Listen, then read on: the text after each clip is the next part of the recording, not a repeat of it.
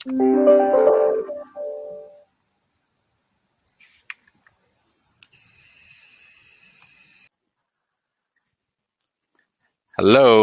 good afternoon to all of you, and welcome to today's Tech Talk, which is labeled Revolutionizing Public Engagement, Civic Tech and GovTech Revolution, right?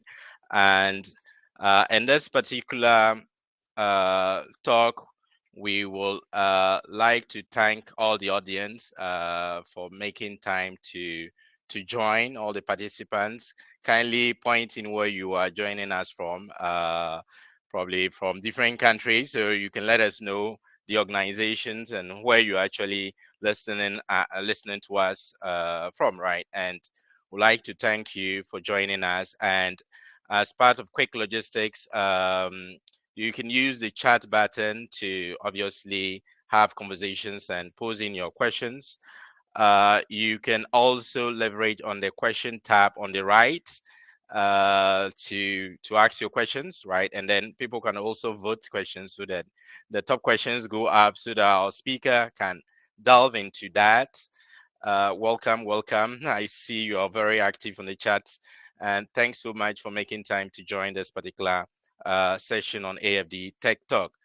As part of, we are using another new tool, an AI tool that we are testing out for translation. You can find it on the right corner.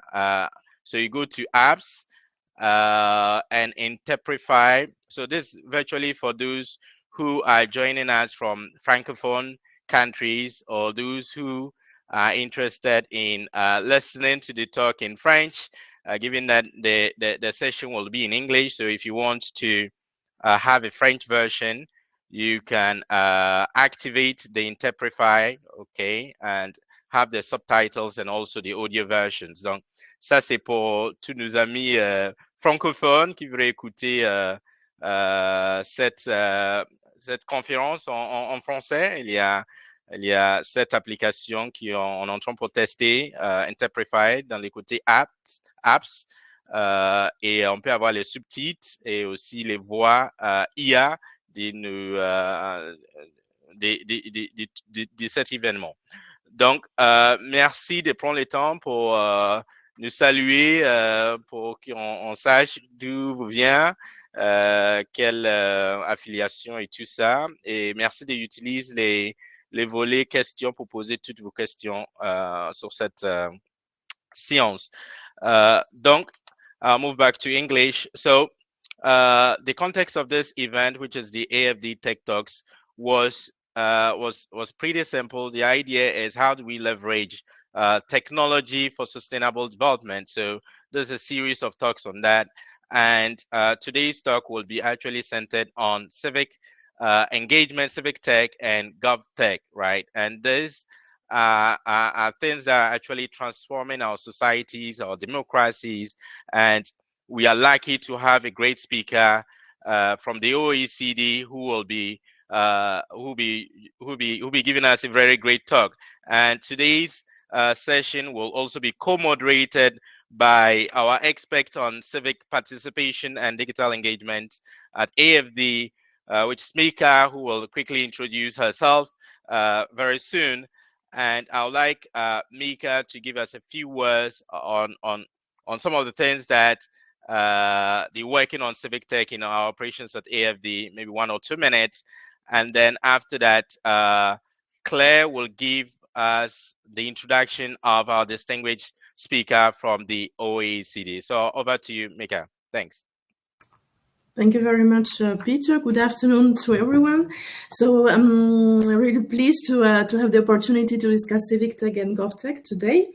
Regarding the AFD current reflection, as you may know, AFD is putting forward a new pillar for its operation as of next year, which will be focusing on citizens and institutions.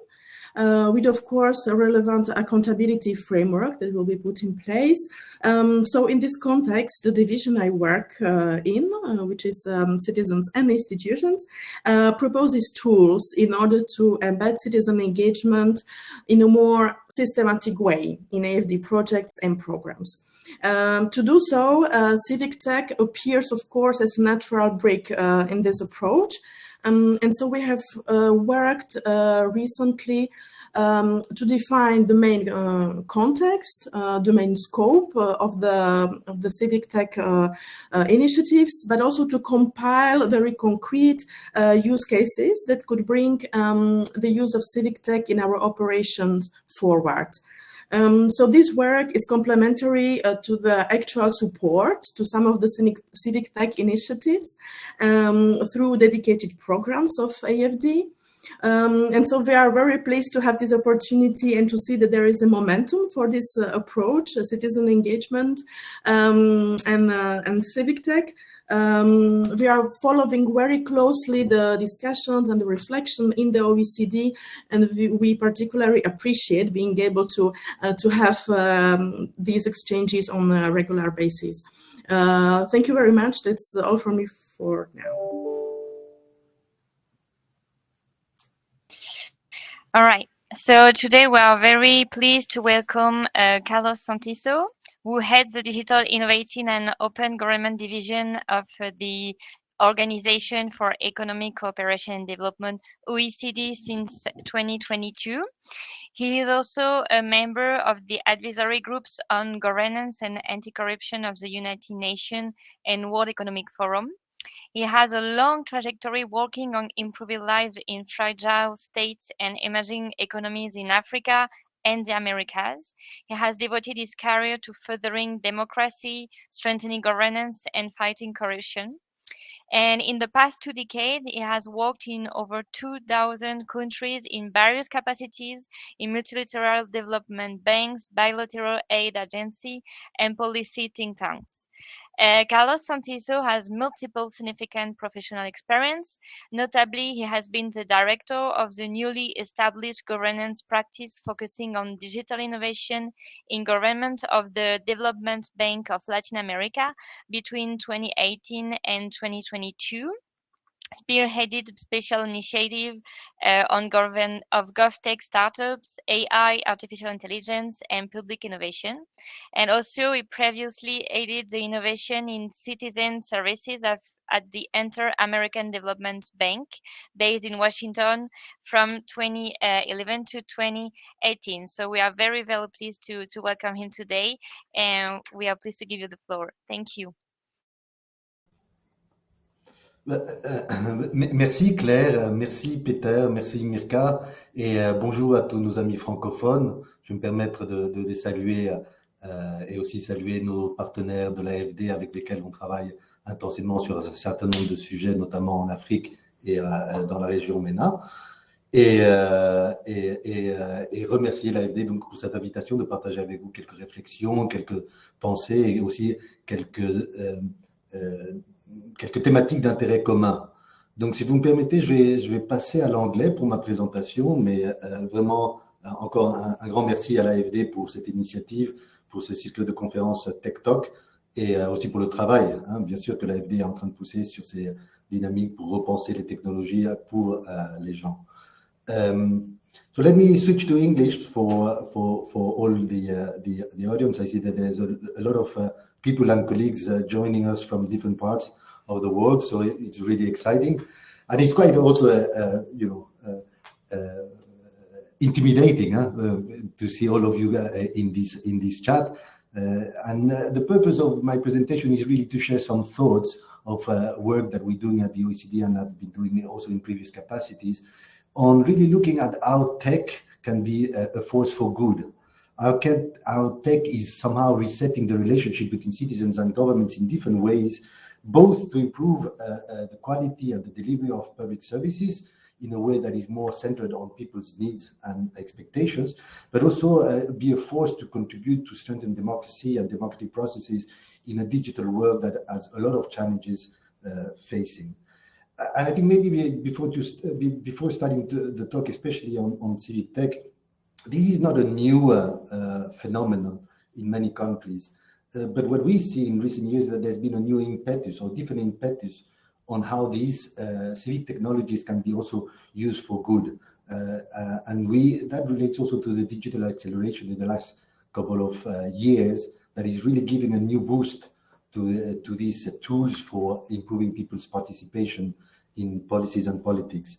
And the other thing I would underscore at the beginning of the talk also is that this is not only an issue for developing countries, right? This is also an issue for developed countries, especially more mature digital governments that really trying to rethink the way governments are relating to citizens in the way they interact with them, both to rethink and to put people at the center of the design and delivery of public services, but also to really re-engage them in the different areas of policies. So what we do a little bit at the OECD, just like to put that a little bit in context, and the OECD is a member-based organization that does a number of things, including policy analysis, policy advice to governments that want to improve their policy frameworks, and undertake also support policy reform. So a lot of our work is really geared towards helping governments deploy innovative instruments to deliver better policies at the end of the day. And in this context, we've seen that, we've been working on participatory citizen participation and participatory democracy for a while. And for example, last year we published a report on global trends in government innovation that has looked into over 1,000 innovations in 94 countries around the world, that has looked at, in particular, at one aspect that was really on the new trends on how governments were involving and engaging citizens in the making of policies and the delivery of services. And we were looking at new ways to engage citizens and residents. We've been also looking at the trends in around the world, but in particular in the OECD countries, around what we call the deliberative wave, all these mechanisms and processes to improve deliberation in citizens that has gaining momentum, as you see in the graph on the left-hand side, especially from 2010. And we've been able to document over 7 cases around the globe of these deliberative processes and mechanisms that governments are deploying, both to invite citizens to participate, but also in engaging them in different ways. And we've seen, for example, the rise of citizen assemblies, in some cases that have become permanent, in particular in cities such as Bogota, Brussels, Milan, or Lisbon, for example. And these mechanisms, it's important to underscore, are not competing, but they're actually complementing the more traditional mechanisms of democratic participation and representation. So they're not replacing, but really complementing existing tools. And that's an important aspect to bear in mind when we talk about civic tech and in particular. And obviously, when you see in the right-hand side graph, the online platforms of citizen participation and the different tools for governments to engage with citizens has increased, obviously as a result of the pandemic, but I think that was a movement that was coming also from before. For example, we've been able to document some almost 400 instances of the deployment of the Decidim platform that is well known for our audience here, I think, that have been deployed in over 30 countries and about 240 institutions. So, here we see like a rising wave, if you will, of digitally enabled participation mechanisms. And so civic tech can really be, an important tool to improve the interaction between citizens and governments. And again, what we mean by civic tech in particular is quite important to underscore that for us, what we understand, one thing is really the civic technologies that are underpinning this augmented participation, but also the actors and the different actors that are deploying these technologies. So for us, the use of civic tech is the use of digital technologies to reinforce democracy by enabling the public to be informed, to participate in decisions more effectively, and to increase government's responsiveness and accountability. And so therefore, we see that somehow civic tech tools can be used by public institutions, by government institutions, by public authorities, in particular local governments, to improve this interaction, what we call the G2C and C2G, the interaction between governments and citizens, but also between citizens and government. But the civic tech technologies can also be deployed by civic actors to improve, for example, transparency, accountability in public action, and that's what we call C2C interactions, where you have citizens interacting with citizens, leveraging digital technologies and civic technology in particular. And here we've seen a rise also of these actors, but there's been maybe a longer tradition of civic actors partnering with technology startups to improve transparency and accountability in government. But what we see also is the other types of civic tech have also picked up, and that's one area of focus that we have at the OECD. So why civic tech really matters for democracy? Here we try to see the different ways and the different channels through which civic technologies can help citizens and can help the mechanisms of representation, of participation, of accountability and responsiveness. Obviously, there's a lot of traction and a lot of lessons to be learned, in particular on the use of civic technologies to improve transparency and accountability in government decision making, by making, for example, data more accessible and using it for analytical purposes and also for accountability purposes. But it also can improve the responsiveness of governments that citizens are expecting. And you see, for example, tools like that are well known, like Fix My Street, that are really like tools through which citizens can report a problem, especially to local authorities, so that they fix the problem in a way. So citizens become also part of public management in that sense. And they can really also enhance the mechanisms of participation and deliberation. And Mirka will delve a little bit also into these processes. But I was saying, like, for example, the cases of Barcelona City, for example, that has a long history, that has, with the deployment of citizen participation platforms such as Decidim, are also these mechanisms through which the local authority, in this case the city of Barcelona, is trying to encourage and facilitate the participation of citizens, especially digital natives, in the making of public policies at the local level. And that has been replicated into a lot of institutions around the world. And another one that is also picking up is also how the civic technologies can improve the relationship between citizens and their elected representatives, and therefore improving the agility of the relationship between people and their elected representatives. For example, in Brazil, the e-Democracia platform allows citizens to interact directly with their MPs, so to strengthen this constituency relationship, but also to have things like interactive hearings, co-writing of legislation in real terms, and agenda setting. And that goes beyond the traditional sort of tools for accountability that were deployed with parliaments to check on the work of parliaments to increase the fiscal or the financial transparency of parliaments and parliamentarians. So we see that the civic technology can help renovate and reinforce citizen participation in the digital age by broadening the scope of participation in terms of allowing a larger population to be consulted in different processes, also to have digitally enhanced participatory spaces whereby you can use digital platforms to complement and augment offline participatory processes.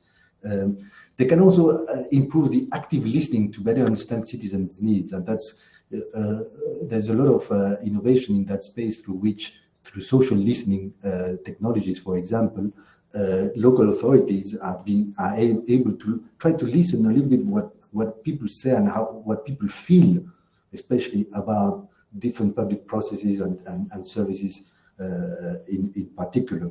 And then obviously it also helps improve the agility of processing citizens' input, because often participatory process, if they are successful, they tend to involve a lot of inputs, and civic technologies can help digest these inputs more effectively and more rapidly by local authorities. And then they can also increase the transparency of those processes, because everybody who participates can somehow see what the others say or are saying. And a lot of challenges we see in these spaces is also to make sure that governments are able to communicate back what people were saying in those processes. And lastly, I think it can connect these participatory spaces with a broader population, especially on global issues. For example, Austria has this the Citizen Climate Council that has also been able to engage a number of citizens on global issues, which sometimes are difficult because a lot of issues tends to be local, while there's a lot of challenges that are global as well. And what we've seen also, what is interesting in that space and also in the GovTech space is that there's a lot of examples of those civic technologies being deployed, in particular by local governments and cities. And maybe there's an issue that relates both to issues of capacity constraints of local governments to deploy citizen participation mechanisms that can be heavy to manage, but also some of the issues that are more, let's say, closer to the heart of people and closer for people to react on. And you see here, for example, the example of Reykjavik in Iceland that has a long trajectory of involving citizens in local affairs in a very, very efficient and very dynamic way. And it's not only online, it's really a mobile participation through mobile phones as well, which has also increased the reach of some of those mechanisms. Madrid and Decide Madrid is another of those platforms, and we are already talking about Barcelona, the Decide platform that has been quite successful in many ways. What we see also, as I was saying, is that some of these mechanisms are being deployed more, although that's a little bit more incipient as a process by parliaments and individual members of parliament that want to increase the relationship with their constituencies, especially in between elections. Because a lot of those challenges of parliamentary democracies relate to how you engage citizens in between elections. But then you see a lot of tools that have been also invented, in particular during the pandemic, but not only. For example, in Colombia with Mi Senado app, which is more about checking on the activities of members of parliaments, and also in Estonia there's an interesting cases. And in some of these cases, you can even have exercise through which parliaments engage citizens on constitutions, for example, in the case of Mexico, for example, the Mexico City that has been also using this type of tools. And yeah. Carlos, I like the examples and the use cases that you're bringing on the table because it makes it much more concrete, and that's excellent that you're pointing out some of these examples. For instance, the case of Brazil, where citizens can interact with members of parliament, right? And with this e-Democracia platform, I was just wondering whether there've been issues on let's say data privacy, whether people are scared to speak up, So I'm just wondering whether there've been certain challenges that have been faced, right? Leveraging on some of these civic tech stuff. Yeah, I'll leave you over to you. Yeah, thanks. No, that's an important point also because the one thing is to have like individual sort of access to information requests, for example, versus like collective participation in which some of these results are anonymized. In the case of Brazil, for example, and we'll talk a little bit about the new platform on citizen participation, the aim is really to reach a lot of numbers, and therefore the participation is anonymized, and therefore you can somehow protect the identity of those who participate, because the objective is to have the overall sense of the overall feeling or suggestion, but not the individual request. But that's an important point, and that goes both ways when we talk about also the misuse of civic technologies to harass individual members or politicians, in particular women, women candidates in political campaigns that can also be somehow, targeted for mis and disinformation and harassment. But we'll go into more examples, if you will, because sometimes what we tend to do also at the OECD is try to analyze and to put these things in framework so that we understand those. But let me turn a little bit now to also GovTech, which is sometimes linked to CivicTech, but it's somehow different because there a lot of GovTech solutions are really meant to improve the way governments design and deliver services to citizens, which has a different take. And for us, for example, GovTech for us is not about the government technology, it's not about the use of technology by government, but it's the collaboration for innovation of the broad ecosystems of startups, innovators, entrepreneurs to develop innovative digital solutions for governments, in particular for more agile, people-centered and responsive services. And there's a lot of these solutions are also helping governments, in particular local governments, to integrate new technologies more effectively. There again, the GovTech space is really about improving agility and responsiveness in government, if you will, and in terms of a more cost-benefit public sector, better quality of outcomes, and the like. So there's a number of uses here, and there we go. For example, some of the uses of GovTech solutions have been in particularly important during the pandemic, in which case the contact tracing apps, for example, were often developed between startups and governments to deploy those solutions. In Lithuania, for example, some of these GovTech solutions have been helping to detect and prevent child abuse online, child abuse material online in particular. So there's a number of use cases. One that is quite interesting as well is the way the Estonian government has been able to develop some of these GovTech solutions, working with also agile actors in the ecosystems to develop their X-Road. The X-Road is a way through which governments can interpret and exchange data within public institutions to improve them.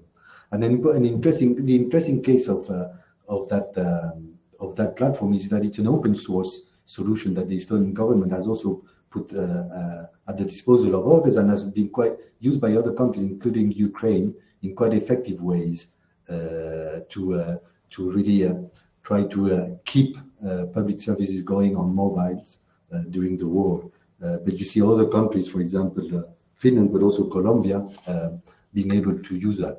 And I think maybe one of the issues that we can discuss also in this webinar is whether open source solutions are also a way forward and how they fit into this picture more broadly.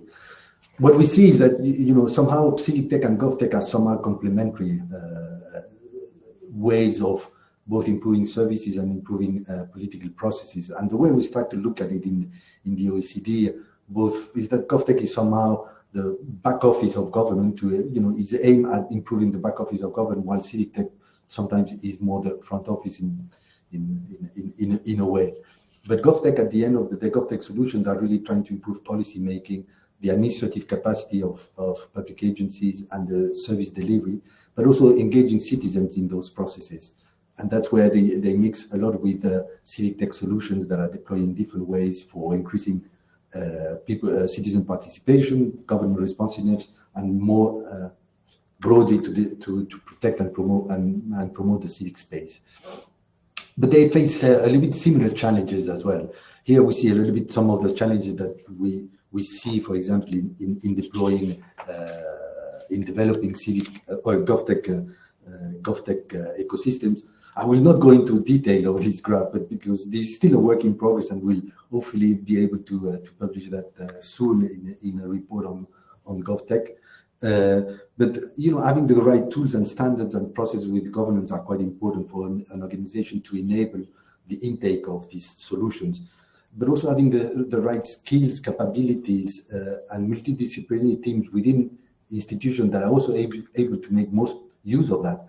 And one of the important things to underscore here when you think about these solutions is that it's quite important that those who buy those solutions, let's say governments, really understand really clearly what the policy problem they really try to address, rather than trying to find a solution beforehand. A lot of these exercises I've spent a lot of time to really understand the problem you want to fix before you go into a tech solution to try to fix it. And therefore that really requires the right culture in terms of innovation, in terms of risk-taking and ability to fail. So, Carlos, just on that point, so what if I understood you clearly, are you implying that government should really ask questions as to whether these tech solutions or these tech-enabled solutions are actually fit for purpose before jumping into that? You say it much better than I did then. Okay, then that's fine.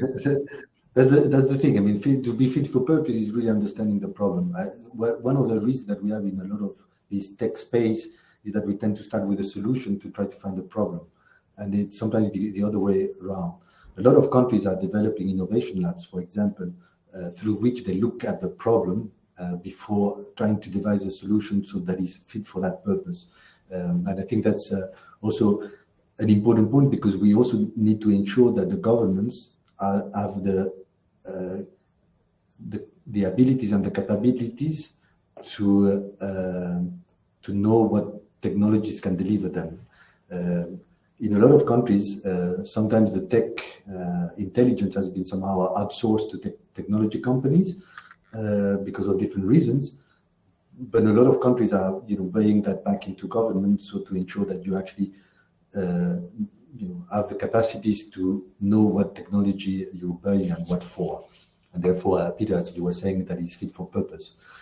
I think one of the things that we also wanted to highlight is some of the risk also of these technologies. We need to see a little bit some of the risk that some of these solutions can, especially civic tech solutions, that they're also not only fit for purpose, but fit for democracy, Peter, in that sense that they are also aligned with individual freedoms, with democratic principles, with the rule of law, human rights, and as you were saying before, with personal data privacy, for example. But again, it's a double-edged sword. And there we see that maybe there are two types of challenges. The one is a broader challenge related to the civic space, in the sense that to ensure that these solutions are not also used and deployed for bad. For example, issues around online safety for all, online hate speech and harassment, as we were mentioning before, of women's candidates, for example, in elections, is particularly damaging for a more representative political participation. I think you were saying privacy concerns are quite high in terms of the extent to which you actually collect data from participants in these processes that are not necessarily meant to be taken, and then who controls that data so that there's no security issues around that data. And then more, let's say, more dramatically, also that is not misused to surveil and even silence specific populations in those processes. And then we also have issues and challenges related to the democratic quality of this process, in terms of making sure that these actually processes that can be fully representative of, and in particular including certain populations. What we see in a number of countries, is the risk of all this to generate new sources of inclusion, what we call the data poor. A lot of populations are not necessarily generating sufficient data to be captured sometimes in these processes. But it's not always the case. In some countries, actually, including developing countries, mobile phone penetration is very high, and therefore is actually helping participation. And one of the points we underscore, especially around civic tech, is that it doesn't need to be high tech. It can be low tech, so that you can also ensure that you can reach the populations that are sometimes and often not participating in those processes. As in the normal, let's say, participative processes, I think one of the challenges we all face in this space is how do we involve the people who actually don't participate, sometimes the silent majority, and that's always a challenge. Some technologies, as social listening, are able to provide some solutions, try to listen more rather than consult. Anyway, there's a number of things here around also the dangers of polarizing the public debate, the threats to mis and disinformation, and the misuse of information that are also quite challenging. These are issues that are in the broader context in which Civic Tech and GovTech solutions are deployed, but it's important to take them into account so that, again, these solutions are fit for purpose, but are also democracy enabling, if you will, and fit for democracy in that sense. I think here just to Carlos, can underscore. I jump in a little bit Sure. on the previous part? I mean, because I see there's so much wisdom in what you shared, especially on that slide also, where you list. I mean, there are issues around disinformation, polarization of debates, and these are actually big challenges, right, for democracy, as we have advances around generative AI, right? And all those technologies that are coming in, and we've had, I mean, issues around that, because I mean, disinformation does actually has an impact in how we do bilateral collaborations and development with our partner countries, right? And it's important that you are bringing out some of these things. There's something that you pointed out. You talked about it doesn't necessarily need to be high tech, low tech. Can you just delve in a little bit on that, like for our audience to understand what we mean by like low tech, right? Just to have an idea around that. Thanks. No, you're absolutely right. But I think, for example, a lot of citizen participation platforms that cities have deployed for a long time, like Decidim, for example, I've been there for a while, and this is not like very much about emerging technologies or new technologies. It's actually quite established technologies for citizen participation. So you have a lot of these abilities. Or, for example, consultative processes through mobile phones are also quite effective at reaching some population. And as I was saying, the penetration rates of mobile phones it tends to be higher, no? So these are not new technologies. I think on top of that, and that also what creates the acceleration, is that new technologies, for example, such as artificial intelligence, also allows you to digest and analyze this data better and try to also predict some issues. The challenge then becomes when some of this high tech can be somehow misused to distort, let's say, the participatory process. And we've seen that, for example, around political targeting, for example, through AI platforms, through which you can target specific populations to make them believe something and participate in it in a certain way. When you look at new emerging technologies, one that is also coming around the corner that is quite also challenging for this discussion that we're having, Peter and colleagues online, is neurotechnologies, for example. How does that going to change? So on one hand, you have established ways of mechanisms of participation that have been around for a while, that have been improved quite a bit. And on the other side, these emerging technologies that are emerging, that are appearing, and that also are somehow reinforcing or resetting or sometimes putting challenges to these established ways. I think one of the things that is particularly concerning in the area of citizen participation is this, this risk that we have, that some voices tend to be given more weight or amplified, in different ways, either because you target them, or what we see in some countries, what we see in some cases, where you can use AI to distort participation processes through chatbots that are, bombarding from the same source with the same message, pretending also to be one person. So you also have some risk that we need to take into account, and that was also maybe some of the purpose of this slide. But going forward, just also maybe also because the way that governments are, there are different ways governments can use and deploy these technologies. And here there are three main ways that are interesting to discuss and to understand. One is that there's a lot of governments, local governments or national governments, that are insourcing those technologies and deploying through state startups, or what in French is called entrepreneurs, that are developing internally these solutions to deploy them. Often they do that also with agile actors, with academia, with startups. But at the end of the day, these are products developed internally by state institutions. And in some countries, you have what we call the Kafka brigades that go from one institution to another these teams, innovation teams that are going from different institutions. For example, in the case of Brazil, that's what they start to do.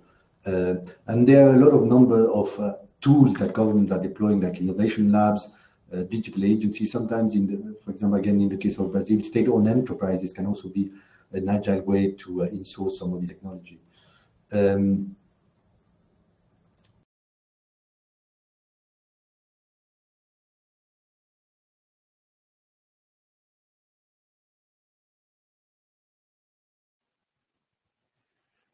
I think we just lost our speaker. I think he'll be back online. I've noticed that there are quite a lot of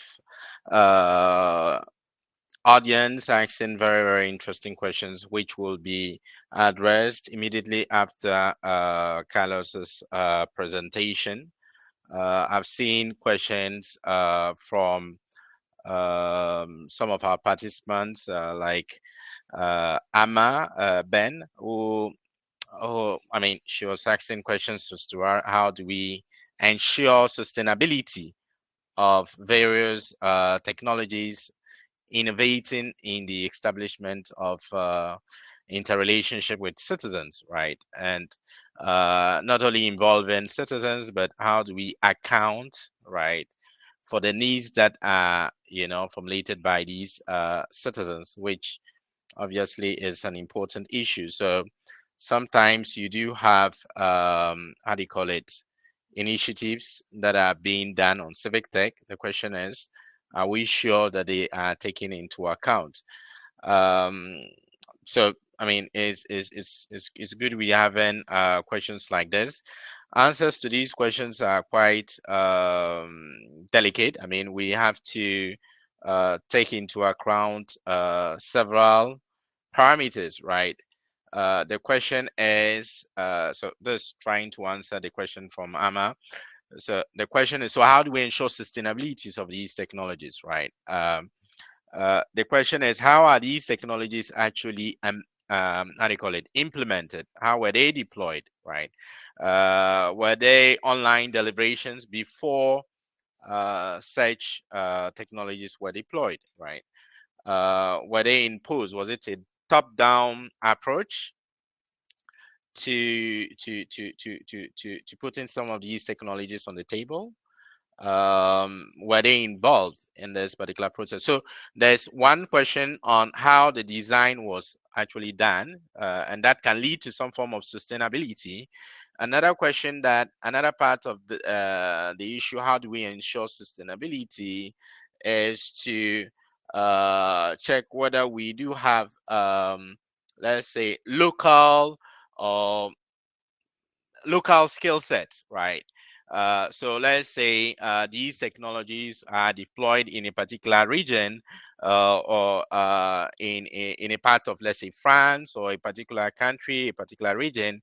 We need to find out whether we have skill sets that will be able to take it up. So for instance, if the initiative had, let's say, big financing from a development organization or a philanthropy and all those stuff, it is important for us to find out whether do we really have local skill set that can take it up, right? At the end of the financing, right? Because we notice that sometimes some of these initiatives just end, right?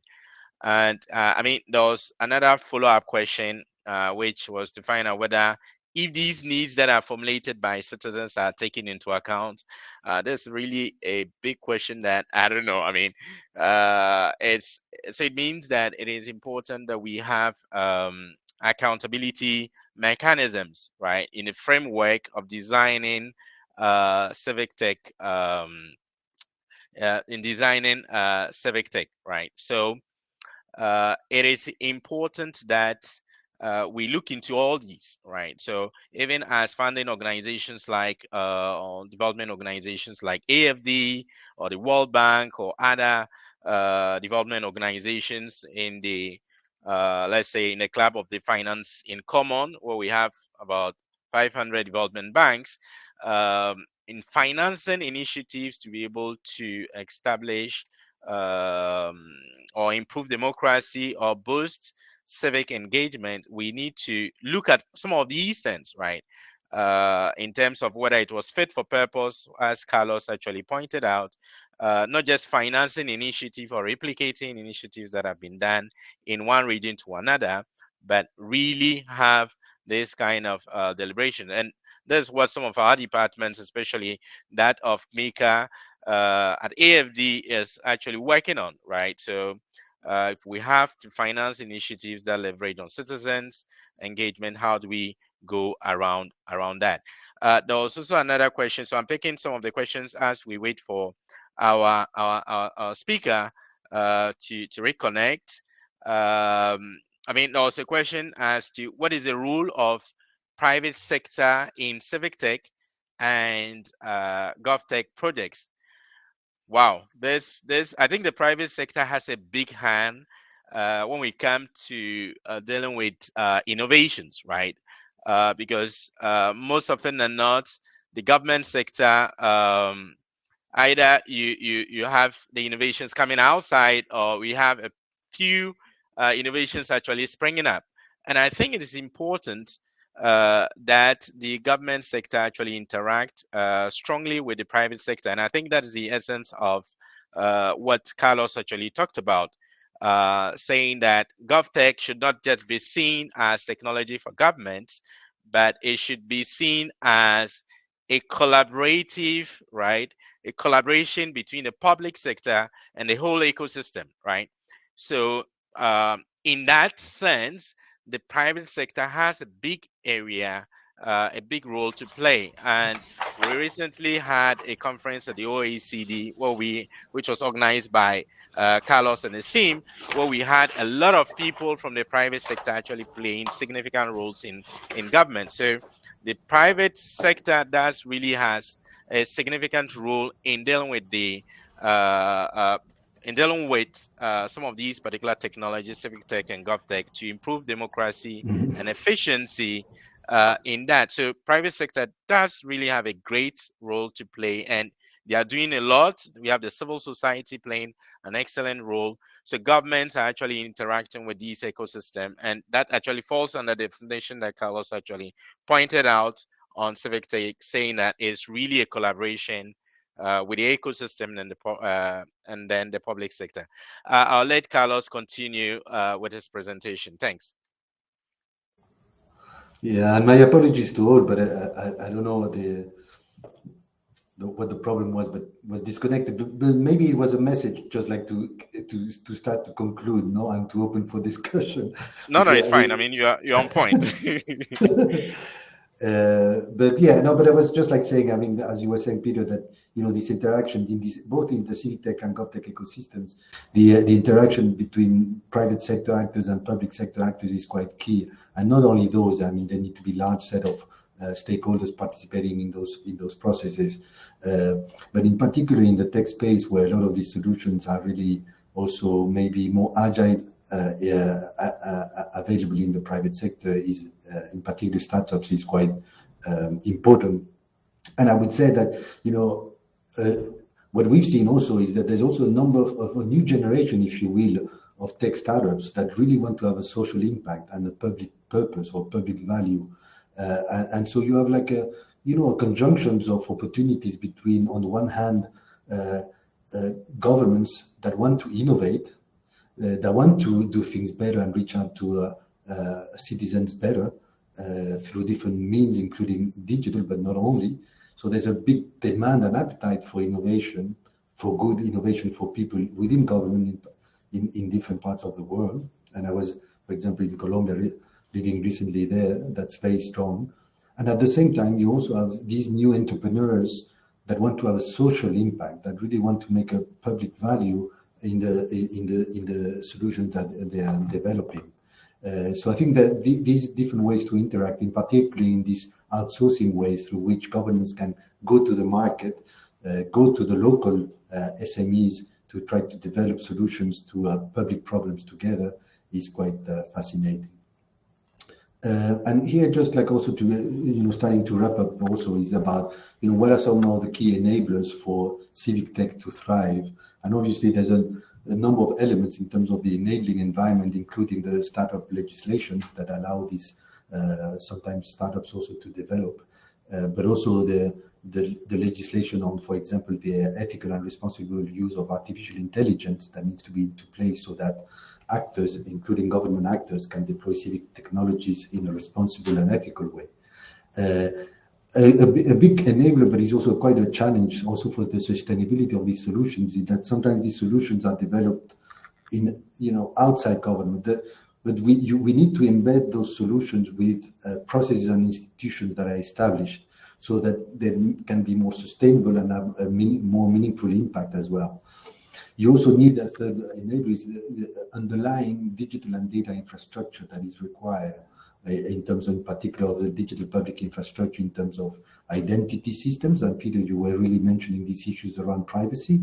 But again, identify who participate into these online processes is quite important, and therefore digital identity that are reliable and secure is important.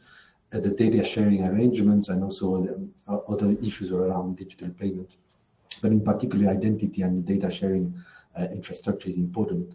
And building communities of innovators, as we were discussing, strengthening this culture of participation and openness within government and public institutions is very important, because sometimes a lot of people say, yeah, but procurement is always hindering our ability to purchase solutions from agile actors in the private sector to deploy in the public sector.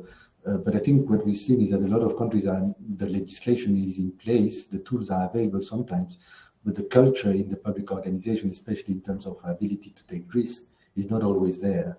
So there's an issue around beyond the legal and regulatory framework. And the last point also is around the funding and the investors. And there, it's important to say that to underscore that governments have different roles to play there, which are important. One is obviously as users of those solutions, and therefore they can purchase those solutions in the market or develop them internally. But then they are users of those solutions. They can, in the second way, also maybe being a more, developing proof of concepts and pilots, funding specific projects, and that's a lot of actors, especially are funding this type of challenges through which you develop solutions and fund those projects. But the other important role is as investors in those companies and in those solutions. A lot of countries, France in particular, has a government innovation fund that is also being quite useful in that sense. And here, public development banks also have an important role. In France, for example, the Caisse de dépôt et consignation is an important actor in the French space. But we can come back to that also in terms of what the roles of governments are to foster these ecosystems, both in terms of the legislation, but also the enablers and the instruments that they can have. And then, just concluding in terms of here we have cases of impactful civic technologies, for example, in Brazil and Brazil Participativo, but we've been discussing that a little bit earlier. Maybe just to wrap up, some of the work that the OECD that we are planning in the next year or two, as you were saying, Peter, we did some background work that was informing a symposium on the role of civic tech for democracy. And that also will be reflected in an action plan on digital democracy that we're working on for adoption next year. And to try to develop a policy paper that tries to frame the civic tech and first the GovTech space, and then another report on civic tech later on next year. So I think we will try to bring all these together, really trying to look at what has been the experience, the lessons, what's the evidence, what are some of the case studies also that are out there that can be useful to learn from.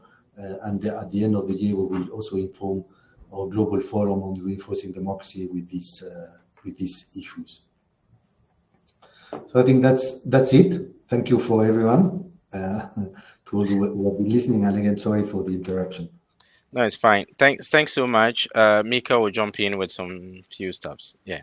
Thank you very much, Carlos. It was very extensive presentation and touched upon Civic Tech, GovTech, how they can work together, what are the synergies, what are the challenges as well.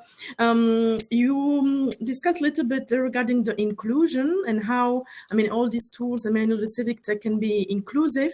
So maybe based on your experience or the OECD examples, how the Civic Tech and GovTech solutions can promote the inclusion in the participatory processes in order that we avoid making an additional digital divide. Would you have any insights or examples on this one? Thank you. No, thank you. Thank you, Mirka. That's an important question, both because the purpose of civic technology is actually to increase inclusion or in participation, but some of the risk is also that it actually maybe biases that participation. And I think the first thing I would say is that obviously different countries and also different regions in countries are in different levels of maturity in the way both they can deploy these technologies and also because the extent to which people are using those in that sense.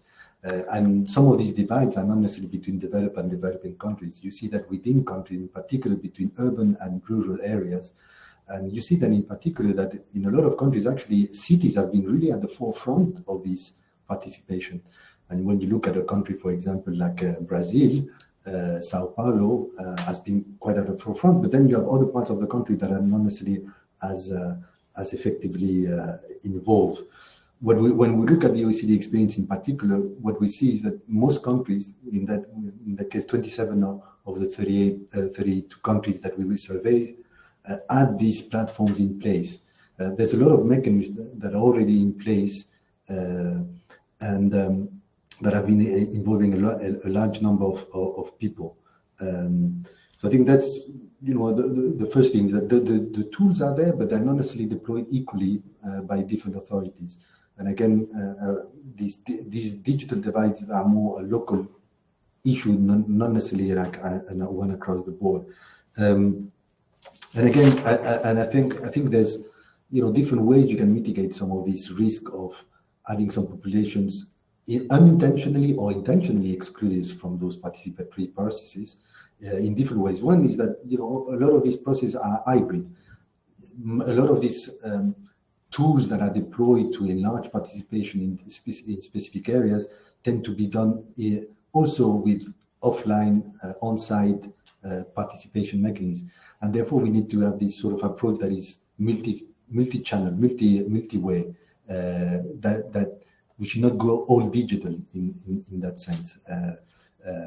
And we see, for example, countries like Mexico City during their constitutional sort of consultations were also deploying a lot of in-person kiosks to have participation. The idea there is that we need to think not that in isolation, but really how it augments the traditional ways. I think the other thing is really also making sure that you adapt the solutions to the population you want to consult, in particular when there's issues around language barriers, for example, that in a lot of countries that it's an important different types of uses. So the ability to adapt and adjust and tailor those solutions to the processing that you're aiming at is quite important.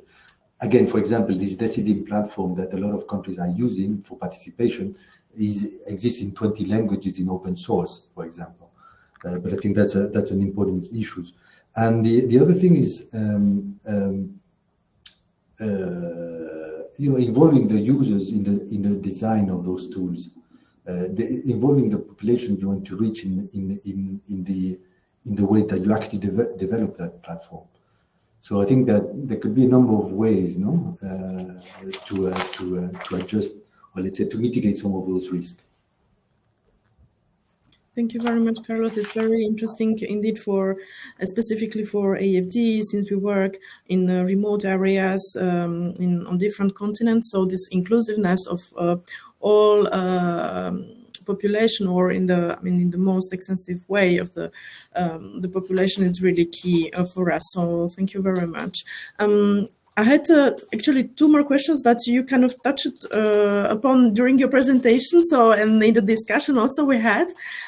So I don't have something, specific. I'm not sure if we still can take a question from the chat, from the participants. Okay, so we're checking out some of the questions. So whilst we're looking into, Claire's checking out to pick one or two questions from the floor. Before that, I'll just jump into one thing that I would like to know more. There's this issue of how do we build trust, right?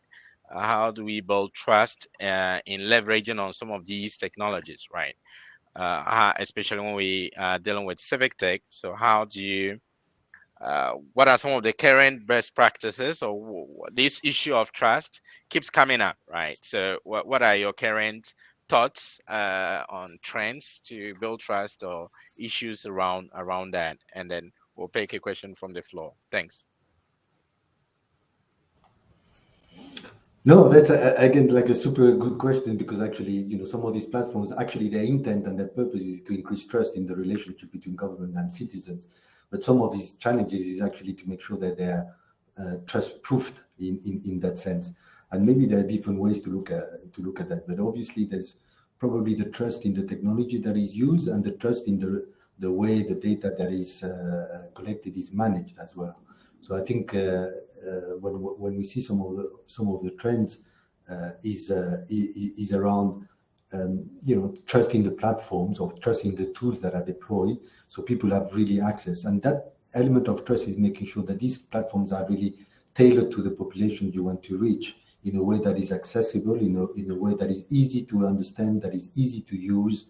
And for example, the consultation app that the French government recently launched is one of those examples.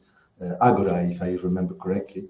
And the way it's designed and is trust can be improved, that in a way these tools are designed that they are tailored, but they're also involving the users, if you will, in their design. I think that's one thing. The other thing really around trust is about the types of technologies that are used, and making sure that you have the necessary guardrails and safeguards, in particular on how first the data that is collected is going to be used, but I think more importantly, what governments are going to do with the results. Because I think one of the elements that breaks trust is that when you participate and that there's actually, you feel that has had no impact or no meaningful impact, then you break that trust. And since this process is not a one-time thing, it's like it's a process that is supposed to be reiterative. The abilities of governments that are leveraging those processes to communicate back to people how their comments have been taken into account is quite, I think, one of the big challenges, especially in processes, for example, that have been including a lot of people. For example, recently in Brazil, they've done a massive participatory exercise around their 5-year strategic plan forward that has involved over 2 million participants. Now, you need to just collect that information, digest that information, and then communicate back to people in a way that is credible, that you actually integrate those information in the final outcome. I think that's particularly also an element of trust that is important when you think about this process as being reiterative as well.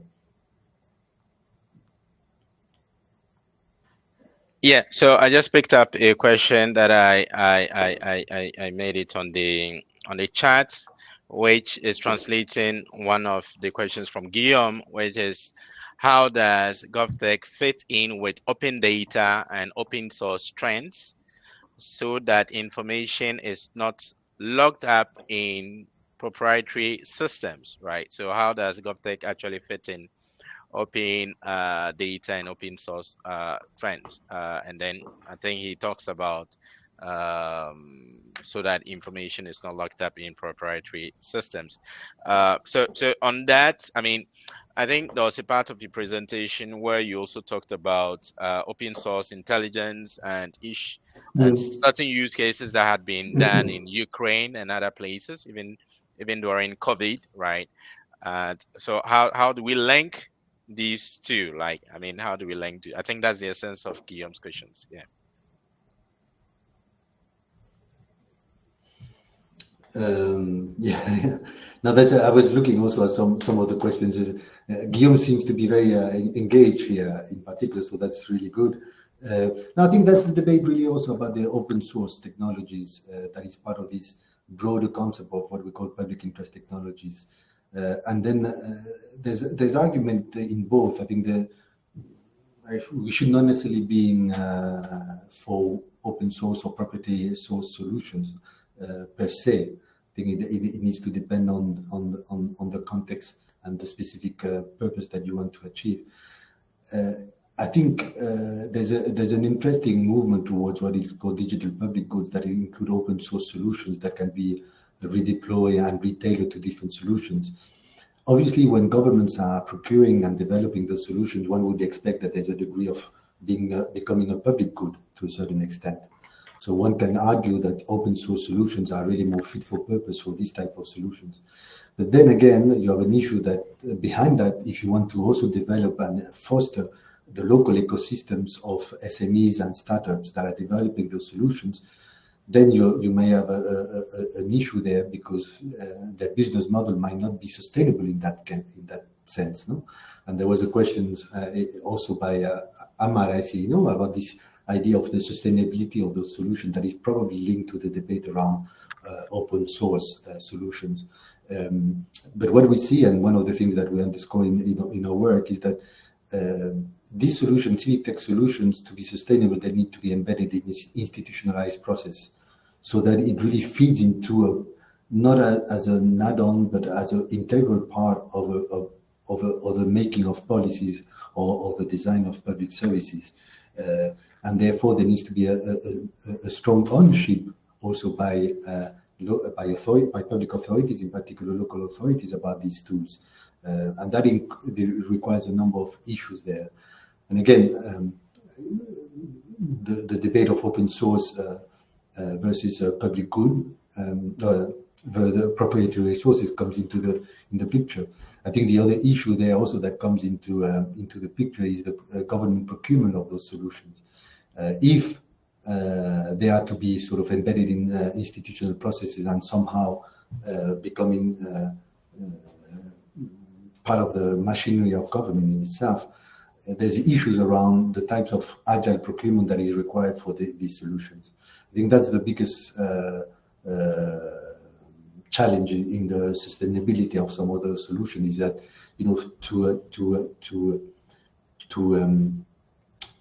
to combine the sort of business model of those companies with the public purpose of those solutions in a way that is sustainable. And I think that's where development agencies like the AFD or development banks can have an important role to play, also to mitigate the risk of what is called the valley of death, which in startups world is very deep.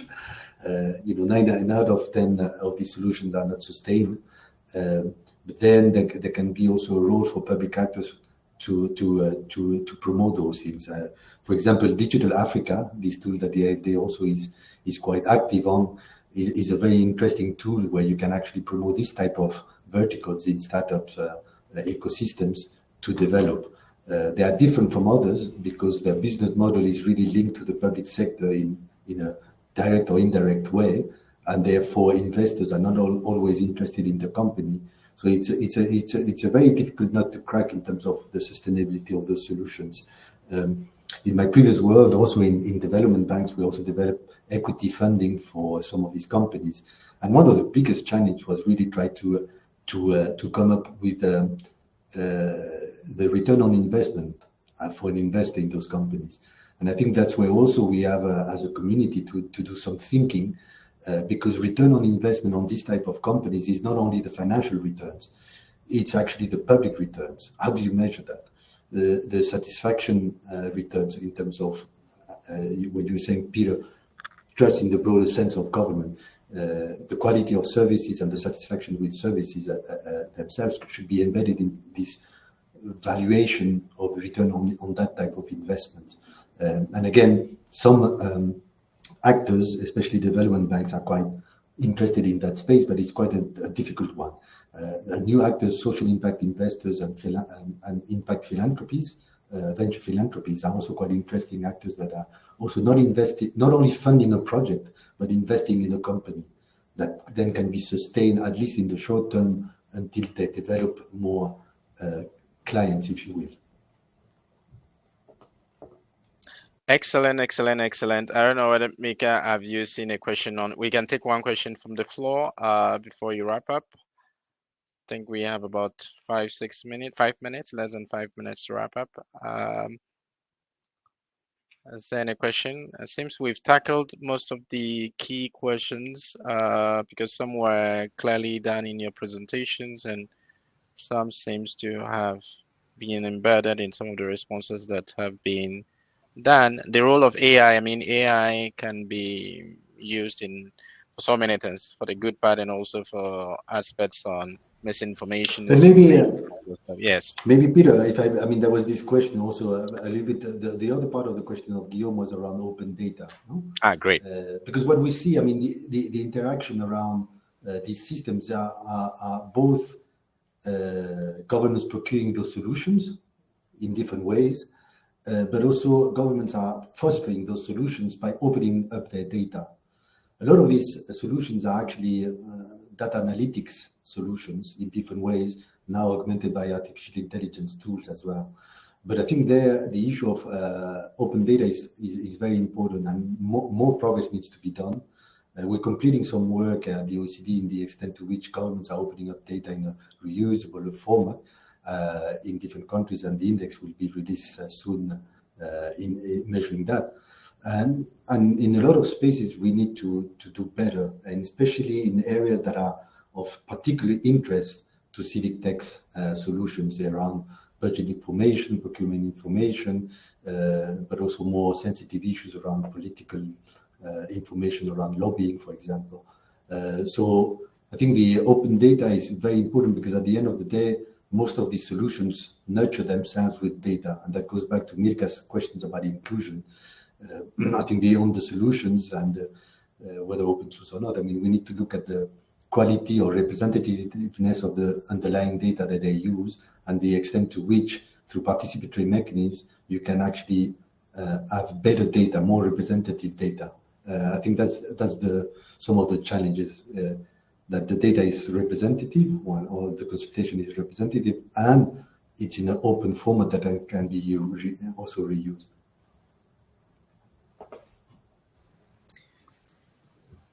Yeah, thank you very much, Carlos. Thank you very much, all the participants, also for the very active chat and all the questions. So to wrap up rapidly, I don't want to repeat what has been said. So yeah, we have seen that the use of Civic Tech GovTech is quite common in OECD countries, with, of course, specificities depending on the context of each country, or on the geographical area. And in the end, what I really heard that the main objective is to increase trust between the citizens and the institutions. So being through increasing the transparency, more efficiency, and the better delivery of public services, or being by improving the interactions between the citizens and the institutions by better citizen engagement in the policy making. So we see that there are many opportunities that lies ahead to renew and to adapt basically new ways of interacting with citizens. We saw also that there are some challenges that remains. Of course, I mean, the digital divide that we have discussed, also the consideration related to personal data protection, and what has been asked a lot by the participants is the economic viability, I would say, of the solution or of the initiatives. And thank you, Carlos, again for your insights on all these points. Yeah, we are very much pleased to follow the work of OECD during, the full next year. I know you will be going more in depth in all these topics. So we are really pleased to be able to exchange with you. Yeah, maybe I leave the final word, Peter, to you. Thank you very much. Thanks a lot, Mirka, and I would like to thank our great speaker, Carlos, for the excellent presentation and also making it much more engaging and interactive, and also addressing some of the questions and some of the issues that came out from the floor. We might have missed one or two questions on that, but the good news is that the conversation keeps on going, and as Carlos talked about, next year there are a series of events that the OECD is also actually organizing on that, with some reports and publications coming on that. So keep connected. This particular webinar was recorded. You will have access to the replay, and also it will be also available on the YouTube channel that Claire actually posted.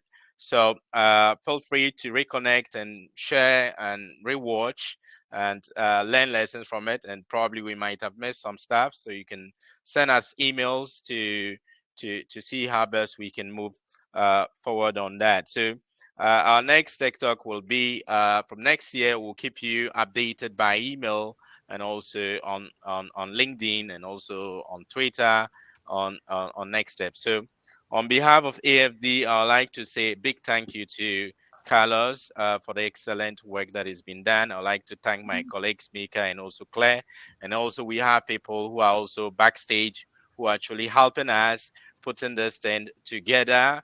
I'd like to thank Delphine, Sylvie, Samantha, and also Emmanuel from Interprify, who has been doing a great job. And we would like to say thank you so much for the excellent session, and thanks so much, and talk to you soon. Bye for now. Thanks. Cheers. Thank you. Bye. Bye. Thank you. Bye bye. Thank you. Bye bye. Au revoir. Bye for now. Au revoir. Merci.